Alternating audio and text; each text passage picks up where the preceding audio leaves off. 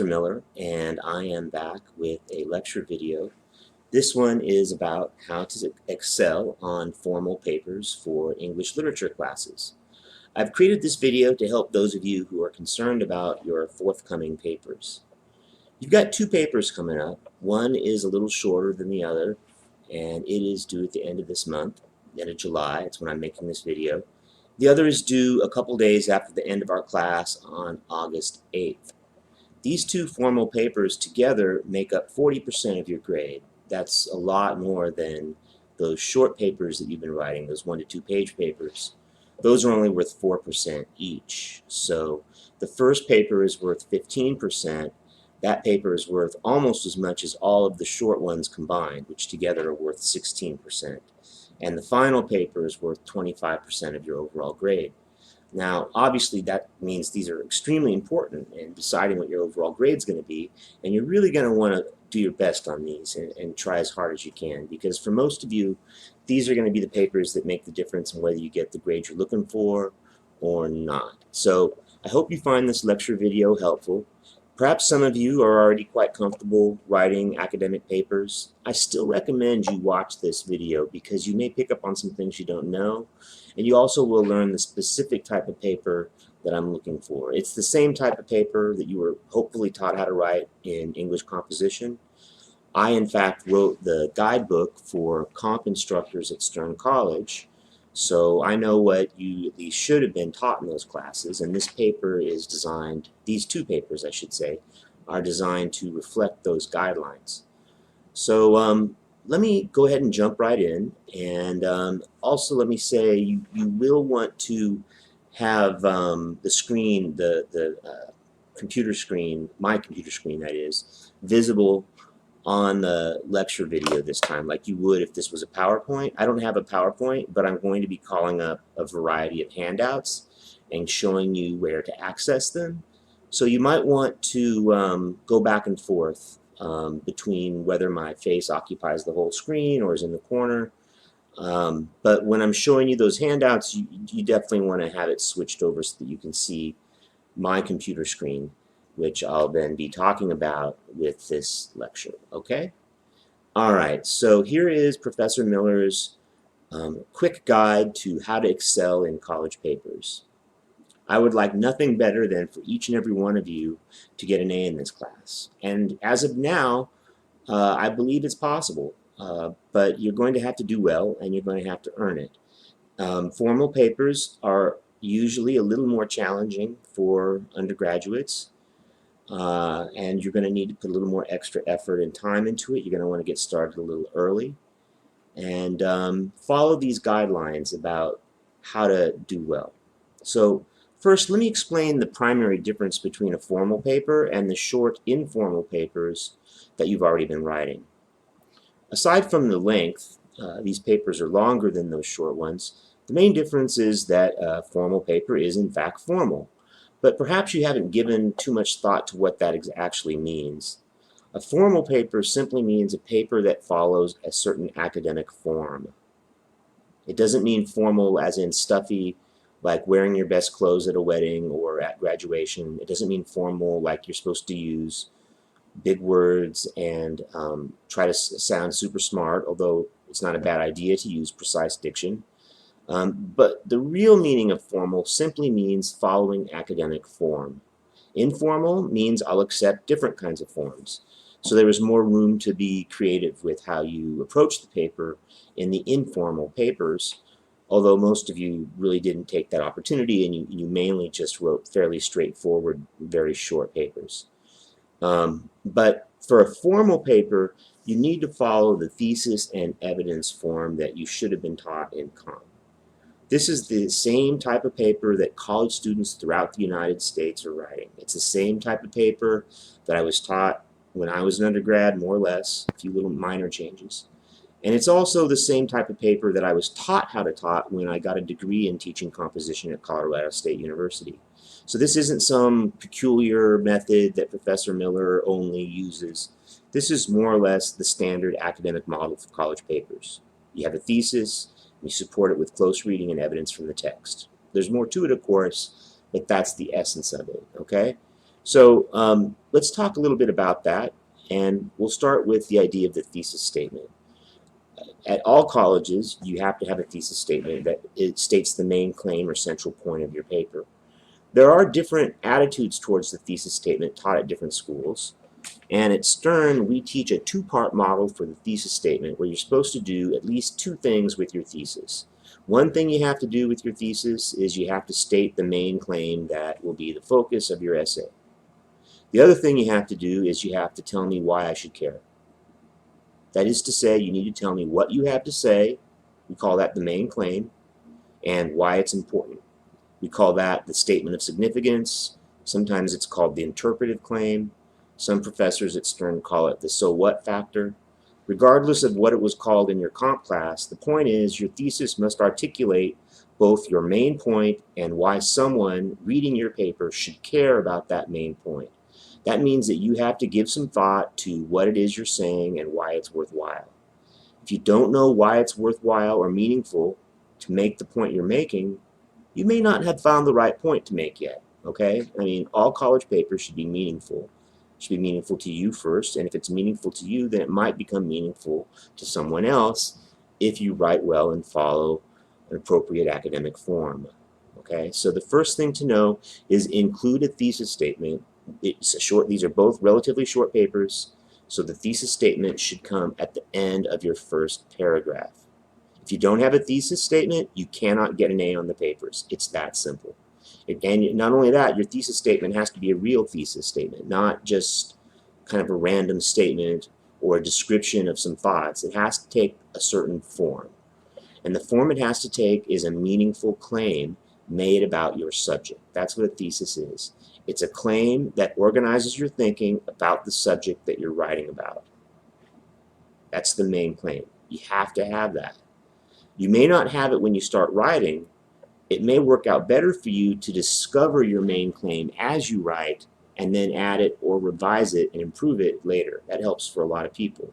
A lot of us start out writing our paper with just some loose ideas and discover our main claim as we write. That's completely normal.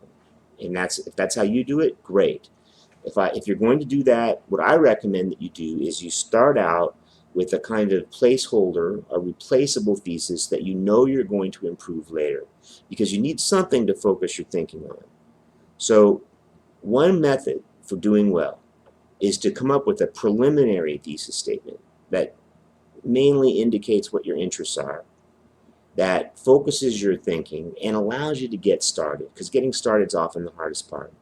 And after you have that thesis, then go ahead and start writing, start analyzing the text, start performing what we call close reading of scenes or lines or images, depending on what you've chosen as your subject. And through that close reading and analysis of your subject matter, support and elaborate on your thesis. A good thesis statement is one that requires support and rewards elaboration. A bad thesis statement is one that is overly obvious. That is by far the #1 way that my students wind up with a lower grade than they wish for on their papers. It's because most of the time they start with a thesis that is so obvious that there's just no way I can justify giving an A to it. The sun will rise tomorrow is not a good thesis statement. Why? Because it's obvious. At least I hope it's obvious. We all know that. Okay? Likewise, a very plain, uninteresting thesis like, for example, let's say you were writing about Washington Irving and Rip Van Winkle. So if your thesis was, Rip Van Winkle portrays a man who falls asleep and wakes up 20 years later in a new world, you don't have a good thesis. Why? Because that's obvious. That's the simple plot of the book. You can't just tell me back the plot of the story. Book, not story. I should say story, not book. But anyways, you can't simply repeat back the plot or tell me a simple basic fact about your subject and have that be a good thesis. It won't work. A thesis has to be something that you have to prove through close reading and analysis. All right? So an example of a good thesis is something that you discover while you're reading or analyzing the book that wasn't already obvious to you when you first started thinking about it. A quality thesis needs to be supported with evidence from the text. So let me go ahead and give you an example on the screen now of a type of thesis statement. So I'm going to go to a website where I often direct my students. Looks like it's down. It's too bad. Let's see if I can find it.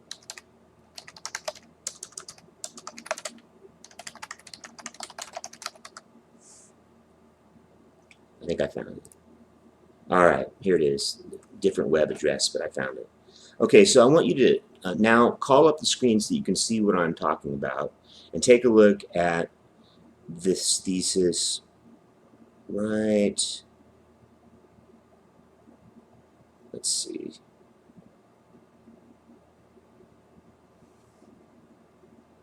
Let's take a look at this one. This is the best example. Right here, under interpretive claim, it's this one. I'm going to highlight it right here, the one on the left, under interpretive claims. Okay? All right, let's take a look. A conversation with my father explores the relative values of realistic versus fantastic fiction. Rather than advocating one type of fiction, however, the story ends up affirming just how much we need stories of any and every kind. That's a pretty good thesis statement. That's a thesis statement that could lead to an A-quality paper. Why? Because it has the two elements that I'm suggesting that you have. In the first sentence, which I'm highlighting right here, you get the main claim. That's the central point that this author is going to write about. A conversation with my father, it's the name of the story, explores the relative values of realistic and fantastic fiction. So that's an interesting thesis because it's specific to the story. It's not overly obvious, like this is a story about how to tell a story. It's not a simple statement. It's actually a statement that's a little bit nuanced, that adds a little something to our understanding of the book. Now let's look at the second sentence. Rather than advocating one type of fiction, however, the story ends up affirming just how much we need stories of any and every kind. That second statement tells me why I should care, why I should read this paper. It's telling me what this way of thinking about the story adds to our understanding of it and how it helps me to get more out of it. That's what you need to do in the second part of your thesis statement. All right? So don't do something overly obvious when explaining why people should care. Overly obvious would be, this is a really interesting story. You can do better than that. Overly obvious would be, this point is worth taking into consideration because it reveals the deeper beauty of the story. Phrases like deeper beauty are fluff, right? You need to think more specifically about it. This sentence is better. The story ends up affirming just how much we need stories of any and every kind. So that tells me that the value of the story is in how it affirms storytelling as an act. That's much more specific than just telling me something is deep or beautiful or one of those other vague, praiseful words that we use when we don't know what we're trying to say. So be as specific and nuanced as you can. Your thesis statement might be a little longer than that, and it might be a little more involved. These are fairly basic, pretty simple stuff here. This is for a very low-level class. It could still work because it does what it's supposed to do, but I'm inviting you to try for more sophisticated thesis statements if you feel you're prepared for it. All right, so the thesis statement. End of your paragraph, 2 parts, what you have to say and why it's important. I'll be looking for those parts. If you have them, I'll check off that box, and you'll still be on track to possibly getting that A. All right, that's the first thing. The next thing I'm going to be looking for is, do you stay focused on the thesis that you promise in your first paragraph? Or do you jump around from point to point or give general background information or other useless information that doesn't really help advance your thesis? The main body of your paper should be always working to explore and advance your thesis. You shouldn't deviate from it and go off into other random things. That's the sign of a paper that lacks focus and will result in a lower grade. So the next thing I look for is, are you focused? Are you actually staying on track with your thesis? Then after that, I look to see if you're developing it adequately. Are you providing a few points of support for it? Are you providing evidence to back up the claim? Each paragraph should probably focus on at least one main point of evidence. Each paragraph in the main body, that is, should probably focus on one main point of evidence to support your thesis. You could do more than one, but if you do one and you do it well, that can be enough. So that's your main body. Finally, your conclusion. And in your conclusion, what I do not want to see is a boring high school-like statement like, to summarize the points made in this paper, and then you just repeat what you've just said. Don't do that. Do not restate your points in the conclusion. You may have been taught that in high school. It's high school stuff. We're in college now, and you can do better. A good conclusion actually adds a little bit more to your thesis without changing it. It's an elaboration that maybe does something slightly different than what you're doing in the main body while showing us something and putting it in a valuable or meaningful light. In fact, the conclusion is a very good place to expand upon your statement of significance or interpretive claim from your thesis statement. Remember, that's the second part, the part that tells me why I should care. So you can elaborate on that one sentence or like half sentence statement of why I should care into multiple sentences in the conclusion. That makes for a much more meaningful and successful conclusion than just a conclusion that restates your points. I just read your paper. I don't need to be reminded of what points you just made. I'm paying attention. I'm reading it carefully. I'm noting what you're saying, and I will remember it, so don't repeat your points in the conclusion like you might in a high school class. Instead, expand upon the statement in your thesis that tells your readers why they should care about your main point. That's a better thing to do in your conclusion. All right, let's talk a little bit more about how to succeed on this paper. Let's talk about some of the traps that students fall into that leads to them getting a lower grade. All right, by far the worst trap you can fall into is plagiarism. I will pursue cases of plagiarism, and unfortunately, I've already had to pursue one in this very class, resulting in an F. That's not good, you don't want it, but most of you probably won't have that happen to you. There is no such thing as accidental plagiarism. It's plagiarism is plagiarism. It's like if you were pulled over speeding and you told the police, I didn't know I was speeding, well, would that mean that you wouldn't get a ticket?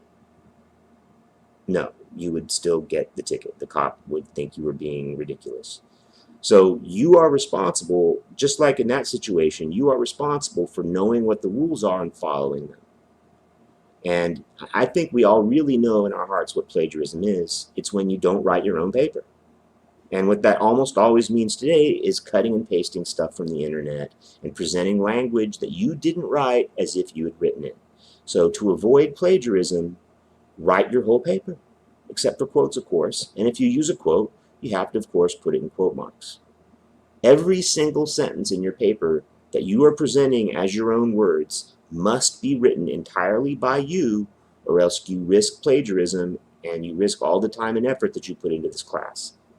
The punishment for plagiarism at Stern, the minimum punishment, is an F on the paper that you plagiarized on. So you really want to avoid that, especially when the papers are so valuable like they are in this class. You also can't just drop the class and have it go away at this point. You're stuck with it. So do not plagiarize. That all that means for almost all of you is do not steal language from the internet. Do not go to sites like Wikipedia, BookRags, LitCharts, eNotes, CliffNotes, Goodreads, all those different sites where you get summaries of literature. Do not go there. Don't even read them. Just avoid them. If you avoid them, the problem won't happen. But about 75, maybe even 90% of the plagiarism at Yeshiva University is people stealing language from sites like that and using it as a shortcut to help them write their own paper. Sometimes students write part of the paper and then steal language for other parts of it. That's just as bad as stealing the whole thing. You still get an F. You have to write every single sentence in your paper except the ones where you're quoting another author, which is fine. Do that. That's great. And if you quote another author, of course you have to put it in quote marks and tell me where you got your source by including a citation that names where you got your source. In college, in literature classes, we prefer MLA style. I uploaded a handout to Canvas, and I'll show you that right now. So we go here to Canvas. If you look on the screen with me, you'll see here I'm on the Files section. If you click on Files, you'll see this same thing. You'll see a bunch of folders. The folder that you want for finding help with your papers is simply called Help with Your Papers. It's right here. Click on that. And inside of this folder, there's a variety of handouts that I've uploaded to try to make your life easier. These are all optional. I'm not going to make you read them. but they're helpful, and I would recommend that you read at least some of the most important ones, like the grading criteria paper. The grading criteria paper is, where is it?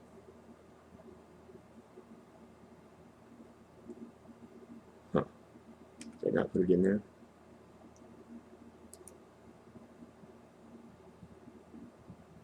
Here it is, updated rubric for papers. Sorry, it took me a minute. I was overlooking it. So this handout talks about the categories for A through F. The A column is here. The B column is the next one over. You can see A, B, C, D. And this, if you read through this will give you details about what I expect. That'll help you to write the paper. At the very least, I recommend that you read this one. Most of you are in the A to B range right now. I'd love it if you all nudged it up into the A range.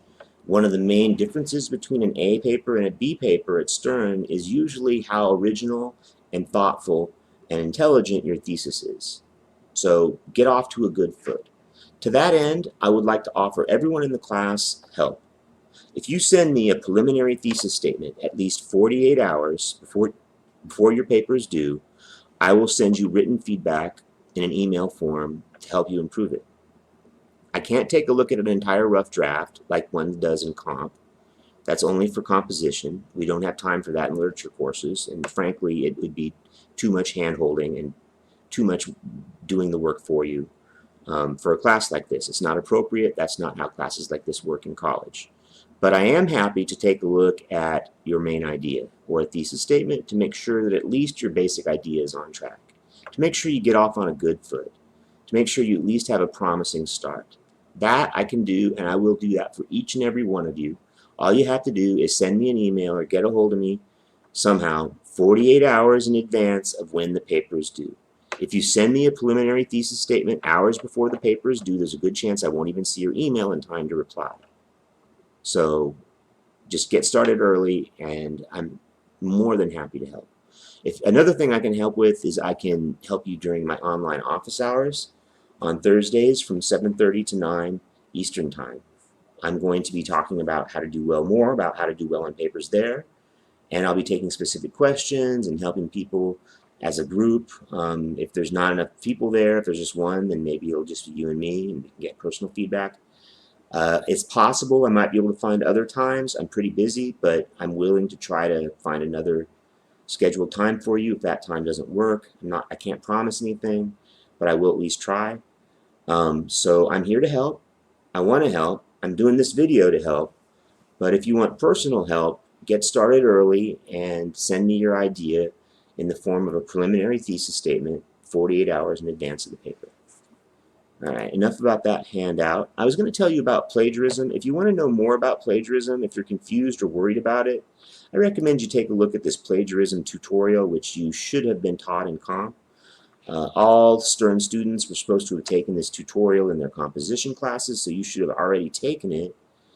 If you didn't for some strange reason, like you were sick that day or something, you should read it, definitely read it, and then look at the answer sheet and make sure you understand what is and isn't plagiarism. This tutorial is just a information providing device. It was never graded in comp. It was just there to teach you what plagiarism is. So it's a great way to go over those things. I'm not going to go over each and every sentence of it here. It would take too long, but it's something I recommend. If you're confused about how to cite sources, I have this essay. It's called the MLA Example Essay. And what it is an essay written in MLA form that tells you how to put your essay in MLA form. So you can copy the form of this. See, like here in the upper right, it's like your name here, my name here, course number, etc. So this is the proper format for college papers. One thing that I'm a big stickler for is page margins. Don't try to fudge your paper and make it look longer by enlarging your margins. Use 1-inch margins only. But the main thing that this document will do is to show you how to cite sources. So it'll give you examples of citations, like right here. Here's one. I'm going to highlight it. So you can see there's a quote here. Janie kills her husband rhetorically is the quote. and that's introduced with this sentence. One scholar writes that, and then when you do that, you have to give the name of the scholar and the page where you found it, if it's a print source, right here in parentheses. I don't have time to teach you every single detail of how to cite sources, but if you read through this, you'll see how it works. It explains it as it demonstrates it. So like in this paragraph, you'll see, if you read this while I'm talking, you'll see that it talks about how to do it. So check this out if you're confused about citations. Now, a word about the citations. While I want you to try to put them in MLA format, if you make small mistakes, if they're just tiny mistakes, like a misplaced comma or something like that, and you're not plagiarizing, then it's unlikely that such tiny mistakes will cause your grade to be lowered.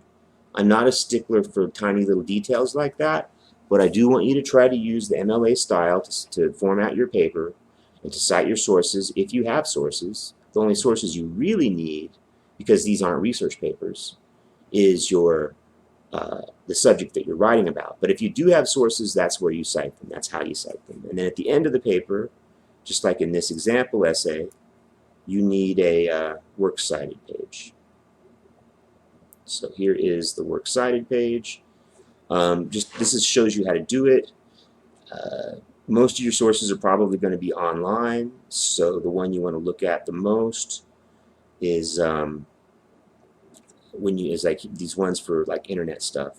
If you look over on the right column in bold in parentheses, it tells you what the source is. So here's one if you're citing an entire website. Right here, see, that tells you what it is right there. That tells you what that is. For an article, so an online article, this is online only journal right here. Entry in an online dictionary, if you cite the Oxford English Dictionary, for example, that's how you do it. Article from a website, right here, that's how you do it. Just follow that format, and so on. Ebook, if you read an electronic book, that's how you cite it.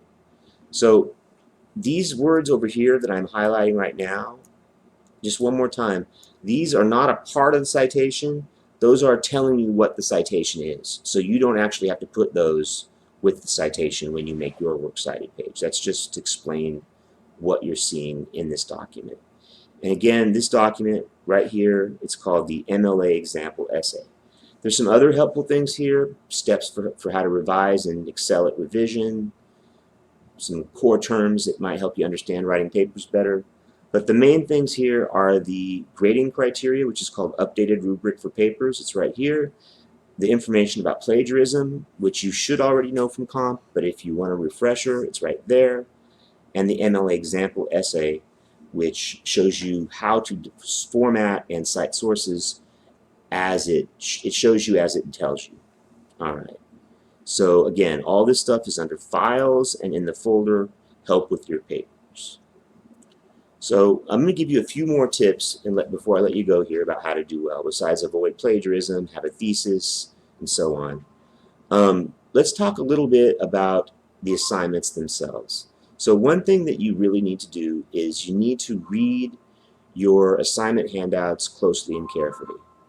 You need to make sure you understand exactly what's in them and that you're following the instructions. It may be shocking, but I sometimes get students who I realize after they've submitted the paper and they have a complaint about the grade, I start to talk about it with them and I realize they didn't ever actually even read the entire assignment handout. Well, duh, I mean, if you don't read the assignment handout, you're not going to get an A. There's very specific instructions in them, and you have to follow those. So if you're not following the instructions, you're already eliminating yourself from the chance of getting the best grade possible. So pay attention, pay close attention to the handouts, okay? Another thing, don't spread yourself out too thin. I want you to write about, usually you'll be writing about just one subject in the class. If you write about a very short subject, like a short poem, you may want to bring up a second one, maybe a third if it's poetry. But in anything but poetry, you should really just be writing about one, at most two, maybe for short stories, subjects, okay? So if you choose to write about tracks, just write about tracks. If you choose to write about Grendel, actually you can't do that. because for your final paper you can't do that. Your first paper is about Grendel, therefore I don't want you to write the second one about Grendel. I want you to write about something different. But in your first paper, which has to be about Grendel, you're not choosing, but don't bring in other readings from the class. Focus on Grendel, okay? If you choose to write about The Wizard of Oz, which I suspect many of you will, a lot of you seem to really like reading that book, and I got some nice emails from you about how much you enjoyed it. Thanks for those, by the way. I appreciate them. Whatever it is you choose to write about, stay focused on that subject. If you write about The Wizard of Oz, just write about The Wizard of Oz. Don't do another one about The Wizard of Oz and the film. Write about one or the other, okay? So short stories, I'll let you write about 2 short stories if you want, but don't try to do more than that or you'll risk spreading yourself too thin. And 1 short story is more than enough material for a short paper like this, including the final paper. So again, stay focused. A common mistake my students make in this class is sometimes they try to say a little bit about a bunch of different things and they wind up not saying anything meaningful about any of their subjects. To have a chance of doing well, you have to focus, and if you stay focused, that's when you can develop an in-depth argument. What I'm looking for is depth. So another pointer, avoid, again, I'm going to repeat it, avoid overly obvious main points for your thesis statement. Try to come up with something that you didn't know when you first started, something that isn't just a summary or a description. It has to be a claim that requires support, something that your reader wouldn't agree with instantly, but might agree with after they've read your essay and had you walk the reader, me, through your paper and why you're reading it that way and what you see in it, what evidence from the text supports that point. Okay? So I think those are the most important ones. Those are the things that my students most often have issues with. Let me see, I guess another one is typos and grammar errors. I can tell when students start the paper and finish it on the same day because it's very, very difficult to proofread your own paper if you try to do it on the same day you wrote it. Most people need a good night's sleep to get some distance from their paper so that you can read the paper for what is actually there on the page rather than just reading the paper that you think it is in your head.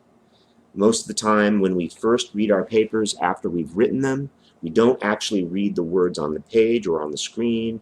We read the words that were in our mind when we were trying to write them, and we see our ideal paper as much as we do what's actually there. To force yourself to see what's actually there, get a good night's sleep, slow down, and read it sentence by sentence, slowly, looking at each word to make sure each word is appropriate and that you don't have grammar errors, like, for example, sentence fragments, misplaced commas. Those are the 2 most common ones. I can't proofread your paper for you, but it is acceptable to have someone read your paper for errors, but you have to fix your own errors. You can't have a family member or friend rewrite your paper for you and fix things, but you can have someone like that circle places where there are problems, and then you can go in and fix them yourself. That's fine. That's not plagiarism to get that kind of help. All right, well, this is already about a half hour long, so I think I'm going to stop at that. I hope you found this helpful. I hope that this helps everybody to do well. I'd love nothing more than for all of you to excel. If you want to get assistance on these papers, get started early and contact me. I'll respond to emails sent to my Gmail account faster than ones sent through other methods, so use the matt.w.miller account at Gmail to get the fastest replies, and I can't wait to see what you come up with. I've really been enjoying your papers, and most of you are doing really well so far. So I hope I didn't sound too negative, because I mean, I've really been having a good time with this class. I hope you have been too. I really just want you to do well, so I'm just kind of being a bit stern about all this. So anywho, good luck with your papers, and if this is the last video you see from me, farewell. I hope you enjoyed the class, and hope good luck writing, and maybe I'll see you back at Stern. I'll be gone on sabbatical this fall, but I'll be back in the spring teaching my normal load. So it's been fun, and have a great rest of your summer.